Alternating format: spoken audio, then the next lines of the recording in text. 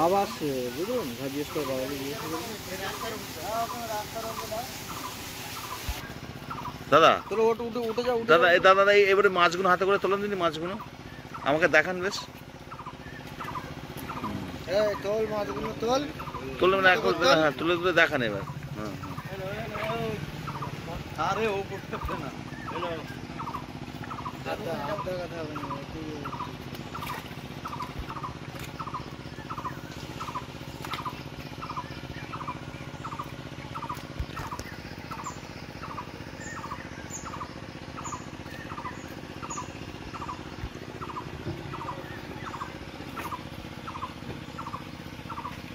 এই ব্যান্ডেড জালিলে ধর না, জালিলে ধর, জালিলে ব্যান্ডেড ওটা।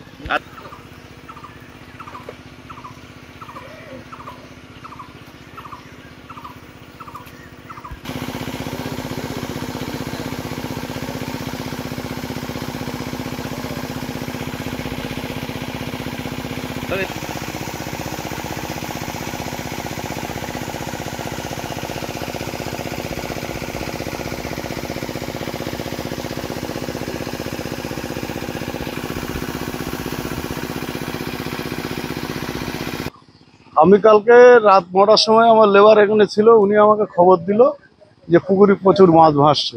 আমি এসে সঙ্গে সঙ্গে মেশিন চালু করে দিলাম, দেখলাম মাছ সব ঘুরে ঘুরে মরছে। তো যখন ঘুরে ঘুরে মরছে তখন আইডিয়া আমাদের আছে, দীর্ঘদিন চাষ করছে এই পুকুরটা 10 বছর, আমার আরও 20-21টা পুকুর আছে। তা কোনো পয়জন হয়েছে, যার কারণে পয়জন না হলে এইভাবে মাছ মরবে না, মাথা ঘুরে ঘুরে মাছ সব উল্টে পড়ে মরে মরে যাচ্ছে। যথারীতি আমি মেডিসিন কিছু ব্যবহার করলাম, কোনো কাজ হয়নি। না হলেও 4 থেকে 5 টন মাছ মারা গেছে। পুকুরটায় আবার ম্যাক্সিমাম এখনো 7-8 টন মাছ আছে।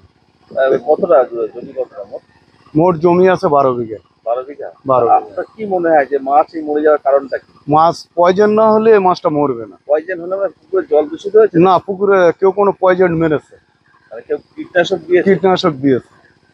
কত টাকার ক্ষতি হয়েছে আপনার? ম্যাক্সিমাম এখন 5 থেকে 7 লাখ টাকার ক্ষতি হয়েছে। এখনো জানি না যা মাছ আছে সেগুলো কি হবে না হবে, এগুলোর কথা বলা যাচ্ছে না। এই যে কীটনাশক আপনার পুকুরে কারা দিল? এখন কি করে বলবো, কারোর সঙ্গে তো আমার শত্রুতা নেই, হয়তো কেউ কোনো হিংসা করে দিয়েছে, কোনো মজা লোটার জন্য, ফায়দা লোটার জন্য। এর রাজনৈতিক কোনো কারণ আছে? না না, আমার সঙ্গে কারোর সঙ্গে কোনো রাজনৈতিক কারণ নেই, আমার কাছে সব পার্টি সমান এবং সবাই আমাকে ভালোবাসে। রাত্রে মনে হচ্ছে যে হিংসার কারণে এটা করেছে, কেউ কীটনাশক দিয়েছে ফায়দা লোটার জন্য। থানায় অভিযোগ করেছেন? থানায় রাত্রি এসেছিল, উনি রাত্রি এসে মেজবাবু সব দেখে শুনে গিয়েছে, দেখে বললে তো প্রচুর টাকা আপনার ক্ষতি হয়ে গিয়েছে, আপনি কালকে থানায় আসুন সকালবেলা। আমি এখন থানায় যাইনি, পরে যাবো।